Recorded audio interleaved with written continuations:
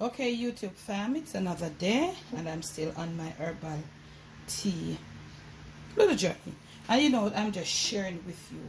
And remember, the whole season is on us now, so we need it even more now. You don't wait until they start feeling sniffles, you just do it before. So I have here some fever grass. This is in the dried form, so I use about 3 blades. When I say blade, I mean it comes in long blades of grass. So I've used 3. I've wrapped it like that, and I think I've showed you how I make my fever grass before. So this is in the dried form. I've put it in about 1 cup and 1/4 of cold water. I'm gonna turn it on my flame now. I'm gonna put it on the lowest flame. This is a very big burner, but I am gonna leave it in the cold water. Notice I'm doing this a little different.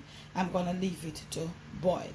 Okay, and I'm gonna use the lowest flame, so I'm gonna leave it to come to a boil and let it boil for about 3 to 5 minutes on the lowest flame, and then I'll show you what I'll do next. So you see the strength of the fever grass. So I'm gonna be adding, if you have lemon you can.